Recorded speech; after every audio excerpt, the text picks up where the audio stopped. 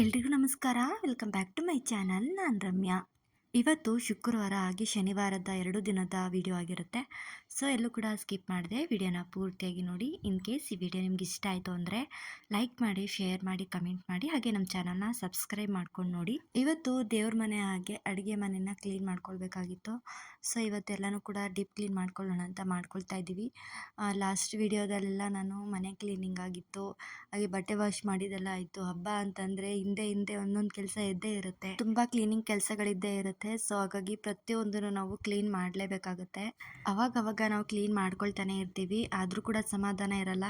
ಹಬ್ಬ ಬಂತು ಅಂತ ಅಂದರೆ ಡೀಪ್ ಕ್ಲೀನ್ ಮಾಡಿದ್ರೇ ಮನಸ್ಸಿಗೆ ಸಮಾಧಾನ ಆಗುತ್ತೆ. ಲಾಸ್ಟ್ ಶಿವರಾತ್ರಿ ಹಬ್ಬದಲ್ಲೂ ಕೂಡ ಎಲ್ಲ ಡೀಪ್ ಕ್ಲೀನ್ ಮಾಡ್ಕೊಂಡಿದ್ವಿ. ಸೊ ಆ ವಿಡಿಯೋನು ಕೂಡ ಶೇರ್ ಮಾಡಿದ್ದೀನಿ. ಈಗಲೂ ಕೂಡ ಸ್ವಲ್ಪ ಸ್ವಲ್ಪ ಆ್ಯಡ್ ಮಾಡಿದ್ದೀನಿ ಅಷ್ಟೇ. ತುಂಬಾ ಕ್ಲೀನಿಂಗ್ ಕೆಲಸ ಮಾಡ್ತಾ ಇರೋದನ್ನೇ ವೀಡಿಯೋಸ್ ಹಾಕ್ತಾಯಿದ್ರೆ ನಿಮಗೂ ಕೂಡ ಬೋರ್ ಆಗುತ್ತೆ ನೋಡೋದಕ್ಕೆ. ಸೊ ಹಾಗಾಗಿ ಇವತ್ತು ಸ್ವಲ್ಪ ಬೇರೆ ಥರನೇ ಮಾಡಿದ್ದೀವಿ. ಸೊ ಹಾಗಾಗಿ ಈ ವಿಡಿಯೋನ ಶೇರ್ ಮಾಡಿದೆ. ಹಾಗೆ ಜಾರ್ ನೋಡಿದ್ರಲ್ಲ, ಅದು ಹೊಸದು, ನಾನಿನ್ನೂ ಯೂಸ್ ಮಾಡಿರಲಿಲ್ಲ. ಒಂದು ಮಾತ್ರ ಯೂಸ್ ಮಾಡಿದ್ವಿ. ಸೊ ಇನ್ಯಾಕೆ ಇಟ್ಟಿರೋದು ಹಾಗೆ ಅಂತೇಳಿ ಅದನ್ನು ಕೂಡ ಯೂಸ್ ಮಾಡೋಣ ಅಂತ ಎತ್ತಿಟ್ಕೊಂಡ್ವಿ. ನೆಕ್ಸ್ಟು ಇಲ್ಲಿ ಇರುತ್ತಲ್ವ ಡಬ್ಬಗಳೆಲ್ಲ, ಸೊ ಅದನ್ನೆಲ್ಲ ಕ್ಲೀನ್ ಮಾಡಲೇಬೇಕು. ಏಕೆಂತಂದರೆ ಸ್ಟವ್ ಪಕ್ಕನೇ ಈ ಒಂದು ಬಾಕ್ಸ್ಗಳನ್ನೆಲ್ಲ ಇಟ್ಟಿರೋದ್ರಿಂದ ತುಂಬ ಅಂದರೆ ತುಂಬ ಎಣ್ಣೆ ಜಿಡ್ಡಾಗ್ತಾ ಇರುತ್ತೆ. ನಾವು ಕ್ಲೀನ್ ಮಾಡ್ತಾನೆ ಇರಬೇಕು. ಪ್ರತಿ ಸಲನೂ ವಾರ ವಾರ ಕ್ಲೀನ್ ಮಾಡಿದ್ರೂ ಕೂಡ ಸಾಲಲ್ಲ, ಅಷ್ಟು ಎಣ್ಣೆ ಜಿಡ್ಡಾಗ್ತಾ ಇರುತ್ತೆ. ಸೊ ಹಾಗಾಗಿ ಇದನ್ನು ಕೂಡ ಎಲ್ಲ ಕ್ಲೀನ್ ಮಾಡ್ಕೊಳ್ಳೋಣ ಅಂತೇಳಿ ಇವತ್ತು ಕ್ಲೀನ್ ಮಾಡಿ ಎತ್ತಿಟ್ಕೊಂಡೆ. ನನ್ನ ತಂಗಿಗೂ ಸ್ವಲ್ಪ ಹುಷಾರಿರಲಿಲ್ಲ, ಪಾಪ ಅವಳು ಸ್ವಲ್ಪ ಮಧ್ಯೆ ಮಧ್ಯೆ ನನಗೆ ಬಂದು ಹೆಲ್ಪ್ ಮಾಡಿಕೊಡ್ತಾನೆ ಇದ್ಲು. ಹಾಗೆ ಸ್ವಲ್ಪ ಅಮ್ಮನೂ ಹೆಲ್ಪ್ ಮಾಡಿಕೊಟ್ರು ಇವತ್ತು ನನಗೆ. ಸೊ ಅವ್ರದ್ದು ಕೂಡ ವೀಡಿಯೋನ ಆ್ಯಡ್ ಮಾಡಿದ್ದೀನಿ. ಸೊ ಎಲ್ಲ ಕೂಡ ಸ್ಕಿಪ್ ಮಾಡಿದೆ ವೀಡಿಯೋನ ನೋಡಿ. ನನ್ನ ತಂಗಿಗೆ ಹುಷಾರಿಲ್ಲ ಅಂತಂದ್ರೂ ಪಾಪ ಬಂದು ಸಪೋರ್ಟ್ ಮಾಡ್ತಾ ಇದ್ಲು. ಯಾಕೆಂದರೆ ಡೀಪ್ ಕ್ಲೀನಿಂಗ್ ಅಂದರೆ ಅಷ್ಟು ಸುಲಭ ಅಲ್ಲ.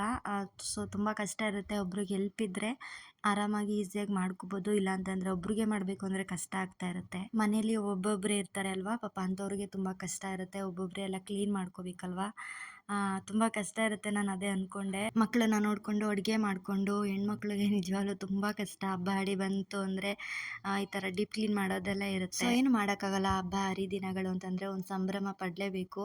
ಸೊ ಹಾಗಾಗಿ ಈ ರೀತಿಯೆಲ್ಲ ನಾವು ಸ್ವಚ್ಛವಾಗಿ ನಾವು ಮನೆಗಳನ್ನ ಇಟ್ಕೊಂಡ್ರೆ ಮನಸ್ಗೂ ಕೂಡ ನೆಮ್ಮದಿ ಅಂತ ಅನ್ನಿಸ್ತಾ ಇರುತ್ತೆ. ಹಾಗೆ ನಮ್ಮ ಮನೆಯಲ್ಲಿ ಪಾಸಿಟಿವ್ ಎನರ್ಜಿ ಯಾವಾಗಲೂ ಇರುತ್ತೆ.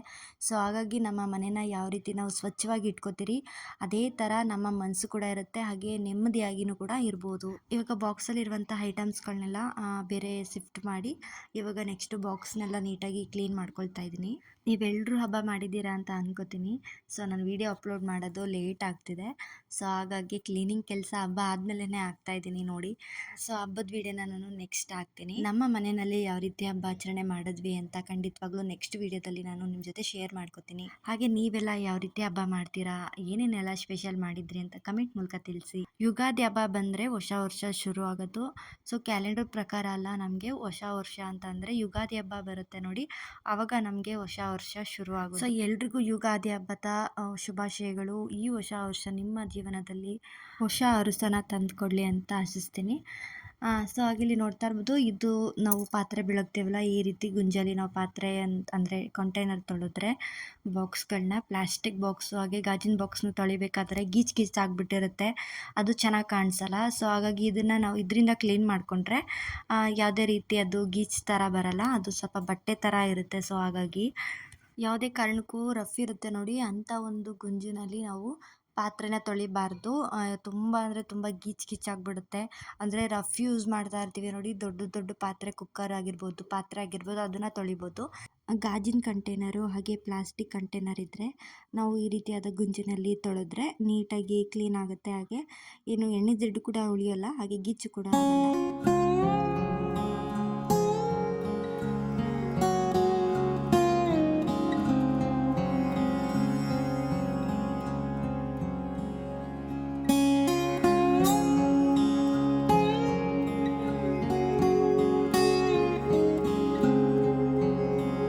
ಇನ್ನು ಇವತ್ತು ನಮ್ಮ ಅತ್ತೆನೂ ಬಂದು ನನಗೆ ಸಪೋರ್ಟ್ ಮಾಡ್ತಾ ಇದ್ದಾರೆ. ಪಾಪ ಹೋಟ್ಲಿಂದ ಬಂದು 5 ನಿಮಿಷನೂ ಕೂತ್ಕೊಳ್ಳಿಲ್ಲ, ನಾನು ಕಷ್ಟಪಡ್ತಾ ಇದ್ದೀನಿ ಅಂತ ಅವರು ಬಂದು, ಇಲ್ಲ ಬಿಡು ನಾನು ಸ್ವಲ್ಪ ಪಾತ್ರೆನೆಲ್ಲ ತೊಳ್ಕೊಡ್ತೀನಿ ಅಂತೇಳಿ ಅವರು ಸ್ವಲ್ಪ ಎಲ್ಲ ಕ್ಲೀನ್ ಮಾಡಿಕೊಟ್ರು. ಅವರಂತೂ 1 ನಿಮಿಷನೂ ಕೂತ್ಕೊಳ್ಳಲ್ಲ, ಮನೇಲಿ ರೆಸ್ಟ್ ಮಾಡಿ ಅಂದ್ರೂ ಕೇಳಲ್ಲ, ಹೋಟ್ಲಿಗೆ ಹೋಗ್ತಾನೆ ಇರ್ತಾರೆ. ಹೇಗೋ ನಾವು ಮಾಡ್ಕೋತೀವಿ, ಇಷ್ಟು ದಿನ ಕಷ್ಟಪಟ್ಟು ಸಾಕು, ಮನೇಲೇ ಕೂತ್ಕೊಳ್ಳಿ ಅಂದ್ರೂ ಅವರು ಕೂರಲ್ಲ. ಅವರಿಗೆ ಹೋಟ್ಲು ಅಂದರೆ ತುಂಬ ಜೀವ.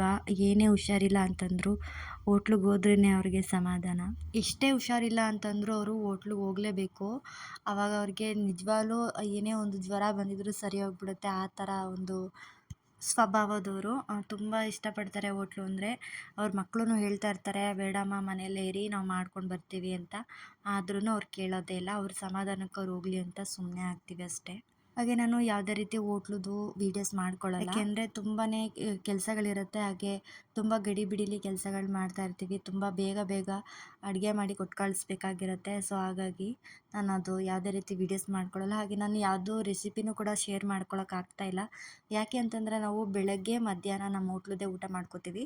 ಅದನ್ನೇ ಎತ್ತಿಟ್ಕೊಂಡು ಊಟ ಮಾಡ್ಕೋತೀವಿ. ಇನ್ನು ಸಂಜೆ ಟೈಮ್ ಏನಾದರೂ ಸಿಂಪಲ್ಲಾಗಿ ಮಾಡ್ಕೋತಾ ಇರ್ತೀವಿ. ಹಾಗಾಗಿ ನಾನು ಯಾವುದೇ ರೀತಿ ರೆಸಿಪಿನೂ ಕೂಡ ಶೇರ್ ಮಾಡ್ಕೊಳ್ಳೋದಕ್ಕೂ ಆಗ್ತಿಲ್ಲ. ಕೆಲಸಗಳಿರೋದ್ರಿಂದ ಹಬ್ಬ ಬೇರೆ ಹತ್ರ ಬಂತು. ನಾನು ಒಬ್ಬಟ್ಟದ್ದೆಲ್ಲ ವೀಡಿಯೋ ಮಾಡಿ ಹಾಕಬೇಕು ಅಂತಲೇ ಅನ್ಕೋತಾ ಇದ್ದೆ. ಹಾಗೆ ಜ್ಯೂಸ್ದೆಲ್ಲ ವೀಡಿಯೋಸ್ ಮಾಡಬೇಕು ಅಂತಿದ್ದೆ. ಬಟ್ ಯಾವುದೇ ರೀತಿ ವೀಡಿಯೋಸ್ ಮಾಡ್ಕೊಳ್ಳೋದಕ್ಕೆ ಆಗಲಿಲ್ಲ. ಫಸ್ಟು ನಾವು ಹೋಟ್ಲಿಗೆ ಅಡುಗೆ ಮಾಡಿ ಕೊಟ್ಟು ಕಳಿಸಿದ್ದಾದಮೇಲೆ ಈ ರೀತಿ ಕ್ಲೀನಿಂಗ್ ಕೆಲಸನ ಶುರು ಮಾಡಿಕೊಂಡು ಒಂದೊಂದೇ ಕೆಲಸಗಳನ್ನ ನಾವು ಕಂಪ್ಲೀಟಾಗಿ ಮಾಡ್ಕೊಂಡು ಇವಾಗ ಗ್ರೋಸರೀಸ್ ಬಾಟಲ್ನೆಲ್ಲ ನೀಟಾಗಿ ವಾಶ್ ಮಾಡಿ ನೀಟಾಗಿ ಒಣಗಿಸಿ ಎಲ್ಲ ಗ್ರೋಸರೀಸ್ನೆಲ್ಲ ಫಿಲ್ ಮಾಡಿ ಎಲ್ಲನೂ ಕೂಡ ಎತ್ತಿಟ್ಕೊಂಡಿದ್ದಾಯಿತು. ಇಲ್ಲಿ ನೋಡ್ತಾ ಇರ್ಬೋದು, ನನ್ನ ಮಗಳು ಕೂಡ ನನಗೆ ಹೆಲ್ಪ್ ಮಾಡ್ತಾ ಇದ್ದಾಳೆ. ಈಗಲೇ ಎಲ್ಲ ಕೆಲಸನೂ ಮಾಡಿಕೊಡ್ತಾಳೆ. ಮನೆ ಕ್ಲೀನ್ ಮಾಡೋದು, ಹಾಗೆ ದೇವ್ರ ಪೂಜೆ ಮಾಡೋದು, ಅನ್ನನೂ ಕೂಡ ಮಾಡ್ತಾಳೆ, ಟೀನೂ ಮಾಡಿಕೊಡ್ತಾಳೆ. ಆದರೆ ನಾವು ಅಡುಗೆಗೆಲ್ಲ ಬಿಡೋಲ್ಲ. ಯಾಕೆಂದರೆ ಚಿಕ್ಕವಳಲ್ವ, ಏನಾದರೂ ಮೇಲೆ ಹಾಕ್ಕೊಬಿಟ್ರೆ ಅನ್ನೋದು ಭಯ ಅಷ್ಟೇ. ಬಿಟ್ಟರೆ ಎಲ್ಲ ಕೆಲಸನೂ ಮಾಡಿಕೊಡ್ತಾಳೆ. ಅದೊಂದು ತುಂಬ ಖುಷಿ. ಯಾಕೆಂದರೆ ಹೆಣ್ಮಕ್ಳಿಗೆ ಎಲ್ಲ ಕೆಲಸನೂ ಕಲಿಸಿರ್ಬೇಕು ನಾವಿವಾಗ. ಯಾಕೆಂದರೆ ಮುಂದಕ್ಕೆ ಅವ್ರ ಜೀವನ ಮಾಡೋದಕ್ಕೆ ಅವ್ರಿಗೇ ಅನುಕೂಲ ಆಗುತ್ತೆ. ನಾವು ಚಿಕ್ಕವರು ಅಂತ ಬಿಟ್ಕೊಂಡು ಹೋದರೆ ಮುಂದಕ್ಕೆ ಅವ್ರಿಗೇ ತೊಂದರೆ. ಸೊ ಆದಷ್ಟು ಕಷ್ಟನ ತೋರಿಸಿ ಮಕ್ಕಳಿಗೆ ಬೆಳೆಸಿದ್ರೆ ಒಳ್ಳೆಯದು. ಹಾಗೆ ವಾರ್ಡ್ರೋಬ್ ಎಲ್ಲ ಸಿಕ್ಕಾಪಟ್ಟೆ ಎಣ್ಣೆ ಜಿಡ್ಡಾಗಿತ್ತು. ಅದನ್ನು ಕೂಡ ಎಲ್ಲ ಕ್ಲೀನ್ ಮಾಡಿಕೊಂಡೆ.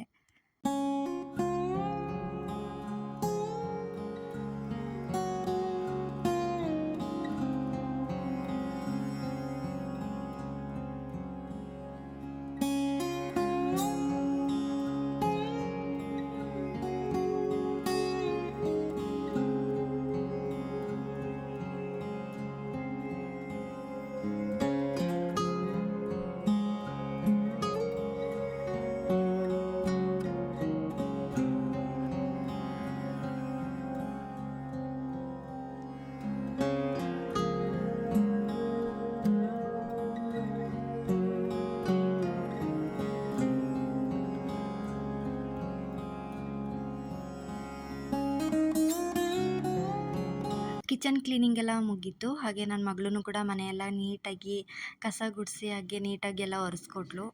ನನ್ನ ಮಗಳು, ಅಮ್ಮ ಇಬ್ಬರೂ ಕೂಡ ಹೆಲ್ಪ್ ಮಾಡಿಕೊಟ್ರು ಇವತ್ತು. ಹಾಗೆ ನನ್ನ ತಂಗಿನೂ ಅಷ್ಟೇ, ಪಾಪ ಅವಳಿಗೆ ಆಗಲಿಲ್ಲ ಅಂದರೂ ಬಂದು ಸಪೋರ್ಟ್ ಮಾಡಿದ್ಲು ನನಗೆ. ಹಾಗೆ ಇವತ್ತು ಅಮ್ಮ ಸ್ವಲ್ಪ ಎಲ್ಲ ಪೂಜೆಗೆ ಸಾಮಾನು ಬೇಕಾಗಿತ್ತು ಅಲ್ವಾ. ಸೊ ಹಾಗಾಗಿ ಹೂವಿನ ಹಾರ ಎಲ್ಲ ತೊಗೊಂಡು ಬಂದಿದ್ದರು. ಮಕ್ಳಿಗೆ ಚಾಕ್ಲೇಟ್ ಎಲ್ಲ ತಂದುಕೊಟ್ಟಿದ್ದಾರೆ. ಹಾಗೆ ಇಲ್ಲಿ ಹೂವಿನ ಹಾರ ಬೇಕಾಗಿತ್ತು ಒಂದು ಆಚೆ ಹಾಕೋದಕ್ಕೆ. ಸೊ ಅದನ್ನು ತೊಗೊಂಡು ಬಂದಿದ್ದರು. ತುಂಬ ಅಂದರೆ ತುಂಬ ಚೆನ್ನಾಗಿತ್ತು ಹೂವು ಅಂತೂ. ಸೊ ಇದನ್ನು ಕೂಡ ಎತ್ತಿಟ್ಕೊಂಡ್ವಿ. ಹಾಗೆ ನಾನು ಲಾಸ್ಟ್ ವಿಡಿಯೋದಲ್ಲಿ ಹೇಳಿದ್ದೆ ಸ್ಕ್ರೀನ್ ಬಟ್ಟೆ ಚೇಂಜ್ ಮಾಡಬೇಕು ಅಂತ. ಸೊ ಅದನ್ನು ಕೂಡ ಇವತ್ತು ಚೇಂಜ್ ಮಾಡ್ಕೋತಾ ಇದ್ದೀವಿ. ಇದು ಒಂದು ಸ್ಕ್ರೀನ್ ಬಟ್ಟೆ ಇತ್ತು. ಸೊ ಅದನ್ನು ಕೂಡ ಹಾಕೊಳ್ತಾ ಇದ್ದೀವಿ. ಅಂದರೆ ಹಳೇದೇ ನೋಡ್ತಾ ಇದ್ದರೆ ಕ್ಲೀನ್ ಮಾಡಿದ್ದು ಗೊತ್ತೇ ಆಗೋಲ್ಲ. ಏನಾದರೂ ಒಂದು ಚೇಂಜಸ್ ಇರಬೇಕು. ಸೊ ಆವಾಗ ನೋಡೋದಕ್ಕೂ ಕೂಡ ಚೆನ್ನಾಗಿರುತ್ತೆ. ನಾವು ಅದನ್ನೇ ನೋಡ್ತಾ ಇದ್ದರೆ ಒಂಥರ ಬೋರ್ ಅನ್ನಿಸ್ತಾ ಇರುತ್ತೆ. ಸೊ ಹಾಗಾಗಿ ನಾವು ಕ್ಲೀನ್ ಮಾಡಿದಾಗ ಏನಾದರೂ ಮನೆ ಚೇಂಜಸ್ ಮಾಡಿದ್ರೆ ತುಂಬ ಚೆನ್ನಾಗಿ ಕಾಣಿಸುತ್ತೆ ನೋಡೋದಕ್ಕೆ. ಹಾಗೆ ಏನೋ ಒಂಥರ ಖುಷಿನೂ ಅನಿಸ್ತಾ ಇರುತ್ತೆ. ಸೊ ಹಾಗಾಗಿ ಇದನ್ನು ಕೂಡ ಎಲ್ಲನೂ ಕೂಡ ಫಿಲ್ ಮಾಡ್ಕೊಂಡ್ವಿ. ಹಾಗೆ ನೈಟ್ ಡಿನ್ನರ್ಗೆ ಕೋಸು ಕಡಲೆಬೇಳೆ ಬಸ್ಸಾರು ಮಾಡ್ಕೊಂಡಿದ್ವಿ. ತುಂಬ ಚೆನ್ನಾಗಿತ್ತು. ಹಾಗೆ ಸ್ವಲ್ಪ ಹೊಟ್ಟೆ ನೋವಿಗೆ ಜೀರಿಗೆ ಕಷಾಯನ ಮಾಡ್ಕೊಂಡು ಕುಡಿದೆ. ಜೀರಿಗೆ ಮತ್ತು ಸೋಂಪು ಚೆನ್ನಾಗಿ ಕುದಿಸಿ ಸ್ವಲ್ಪ ಶಾಲ್ಟು ಅಥವಾ ಜೇನುತುಪ್ಪನ ಹಾಕ್ಕೊಂಡು ಕುಡಿದ್ರೆ ಹೊಟ್ಟೆ ನೋವೆಲ್ಲ ಕಮ್ಮಿ ಆಗುತ್ತೆ. ಖಂಡಿತ ನಿಮಗೇನಾದರೂ ಹೊಟ್ಟೆ ನೋವು ಬಂದರೆ ಖಂಡಿತವಾಗ್ಲೂ ಈ ರೀತಿ ಮಾಡ್ಕೊಂಡು ಕುಡೀರಿ. ಹೊಟ್ಟೆ ನೋವೆಲ್ಲ ಕಡಿಮೆ ಆಗುತ್ತೆ. ಹಾಗೆ ಈಗ ನಾನು ಕುಡಿದು ಹಾಗೆ ಊಟನೂ ಕೂಡ ಮುಗಿಸ್ಕೊಂಡಿದ್ದಾಯಿತು. ಹಾಗೆ ಈ ವಿಡಿಯೋನ ಇಲ್ಲಿಗೆ ಎಂಡ್ ಮಾಡಿ ಮತ್ತೆ ಮಾರನೇ ದಿನ, ಇದು ಶನಿವಾರದ ವ್ಲಾಗು. ದೇವ್ರ ಮನೆ ಎಲ್ಲ ಕ್ಲೀನ್ ಮಾಡ್ಕೋಬೇಕಾಗಿತ್ತಲ್ವ. ಸೊ ಇದನ್ನು ಕೂಡ ಎಲ್ಲ ಕ್ಲೀನ್ ಮಾಡ್ಕೊಬಿಡೋಣ ಅಂತ ಇವತ್ತು ಕ್ಲೀನ್ ಮಾಡ್ಕೋತಾ ಇದ್ದೀವಿ. ಇನ್ನು ಭಾನುವಾರ ಹಬ್ಬ ಇದೆ, ಯುಗಾದಿ ಹಬ್ಬ. ಸೊ ಹಾಗಾಗಿ ನಾನು ಹಿಂದಿನ ವೀಡಿಯೋದಲ್ಲೆಲ್ಲ ಶೇರ್ ಮಾಡಿದ್ದೀನಿ ನಾನು ಯಾವ ರೀತಿ ದೇವ್ರ ಪಾತ್ರೆನ ಕ್ಲೀನ್ ಮಾಡ್ಕೋತೀನಿ ಅಂತ. ಸೊ ಈ ರೀತಿಯಾಗಿ ನಾನು ಸ್ವಲ್ಪ ಹುಣಸೆಹಣ್ಣು ನೆನೆಸಿಟ್ಕೋತೀನಿ. ಸ್ವಲ್ಪ ಗಟ್ಟಿ ಇರುತ್ತೆ ಹುಣಸೆಹಣ್ಣು, ಹಾಗಾಗಿ ನಾನು ಸ್ವಲ್ಪ ಹುಣಸೆಹಣ್ಣು ನೆನೆಸಿಟ್ಕೊಂಡಿದ್ದೀನಿ. ಹಾಗೆ ಸ್ವಲ್ಪ ಪಿತಾಂಬರ ಮತ್ತು ಸಬೀನಾ ಪೌಡ್ರು, ಹುಣಸೆಹಣ್ಣು ಎಲ್ಲನೂ ಸೇರಿ ಮಿಕ್ಸ್ ಮಾಡಿ ಎಲ್ಲದಕ್ಕೂ ಕೂಡ ಹಚ್ಚಿಟ್ರೆ 10 ಮಿನಿಟ್ಸ್ ಇಟ್ಟರೆ ಸಾಕು. ತುಂಬ ಚೆನ್ನಾಗಿ ನಾವು ಉಜ್ಜೋಷ್ಟೇ ಬೇಡ, ನೀಟಾಗಿ ಕ್ಲೀನ್ ಮಾಡ್ಕೋಬೋದು. ಸೊ ಹಾಗಾಗಿ ನಾನು ಯಾವಾಗ್ಲೂ ಕ್ಲೀನ್ ಮಾಡಿದ್ರೆ ದೇವ್ರ ಪಾತ್ರೆಗಳನ್ನ ಇದೇ ಥರ ಮಾಡ್ಕೋತೀನಿ. ಹಾಗೆ ಇಲ್ಲಿ ನೋಡ್ತಾ ಇರ್ಬೋದು ಎಲ್ಲನೂ ಕೂಡ ಹಚ್ಚಿಟ್ಟಿದ್ದೀನಿ. ಒಂದು 10 ನಿಮಿಷ ಬಿಟ್ಟು ನಾನು ಮತ್ತೆ ಕ್ಲೀನ್ ಮಾಡ್ಕೋತೀನಿ. ಸೊ ಈ ರೀತಿ ಟ್ರೈ ಮಾಡಿ. ಹಾಗೆ ಇಲ್ಲಿ ನೋಡ್ತಾ ಇರ್ಬೋದು ಎಲ್ಲನೂ ಕೂಡ ಕ್ಲೀನ್ ಮಾಡ್ಕೊಂಡಿದ್ದಾಯಿತು. ಬೇಗನೆ ಮಾಡಿಕೊಂಡೆ. ವಾಶ್ ಮಾಡೋದೇನು ವೀಡಿಯೋ ಮಾಡ್ಕೊಳ್ಳಿಲ್ಲ, ನಾನು ಎಲ್ಲ ವೀಡಿಯೋದಲ್ಲೂ ಶೇರ್ ಮಾಡಿದ್ದೀನಿ. ಸುಮ್ಮನೆ ಮತ್ತೆ ಅದನ್ನೇ ನೋಡೋದಕ್ಕೂ ಬೋರ್ ಆಗುತ್ತಲ್ವ. ಸೊ ಹಾಗಾಗಿ ನಾನು ವೀಡಿಯೋ ಮಾಡಲಿಲ್ಲ. ಹಾಗೆ ಸ್ವಲ್ಪ ಈವ್ನಿಂಗ್ ಆಗಿರೋದ್ರಿಂದ ಟೀ ಮಾಡಬೇಕಿತ್ತು. ಸೊ ಅದಕ್ಕೆ ಟೀನು ಕೂಡ ಮಾಡ್ಕೊತಾ ಇದ್ದೀನಿ.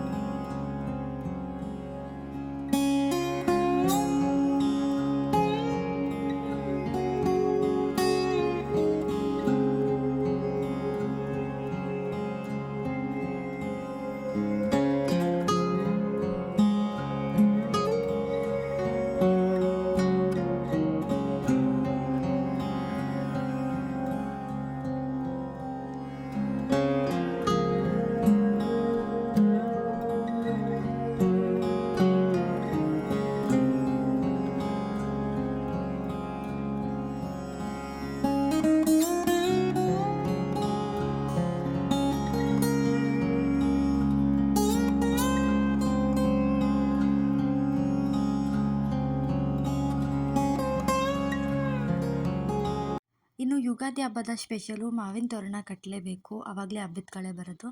ಸೊ ಹಾಗಾಗಿ ಇವತ್ತು ಚಿಗ್ರೆ ಎಲೆನ ತಗೊಬಂದಿದ್ರು. ಮಾವಿನ ಸೊಪ್ಪು ತುಂಬಾ ಚೆನ್ನಾಗಿತ್ತು. ಹಾಗೆ ಬೇವಿನ ಸೊಪ್ಪು, ಬೇವಿನ ಹೂವು ಇದನ್ನೆಲ್ಲನೂ ತೊಗೊಂಡು ಬಂದಿದ್ರು. ಸೊ ಅದನ್ನು ಕೂಡ ಎಲ್ಲ ಪ್ರಿಪ್ರೇಷನ್ ಮಾಡ್ಕೋತಾ ಇದ್ವಿ. ನಾಳೆಗಿನ್ನು ಮಾರ್ನಿಂಗೇ ಪೂಜೆ ಮಾಡೋದ್ರಿಂದ ನಾವು ಈ ಥರ ಹಿಂದಿನ ದಿನವೇ ಕ್ಲೀನ್ ಮಾಡಿಕೊಂಡು ನೀಟಾಗಿ ದೇವ್ರ ಪೂಜೆಗೆಲ್ಲ ರೆಡಿ ಮಾಡಿ ಇಟ್ಕೊಂಡ್ರೆ ಮಾರ್ನಿಂಗು ನಾವು ಬೇಗನೆ ಪೂಜೆ ಮಾಡ್ಕೋಬೋದಲ್ವ. ಸೊ ಹಾಗಾಗಿ ಎಲ್ಲನೂ ಕಟ್ಟಿದ್ದಾಗಿತ್ತು. ಹಾಗೆ ನಮ್ಮ ಮನೆಯವರು ಇಲ್ಲಿ ಮಾವಿನ ತೋರಣನ ಕಟ್ಕೊಡ್ತಾ ಇದ್ದಾರೆ.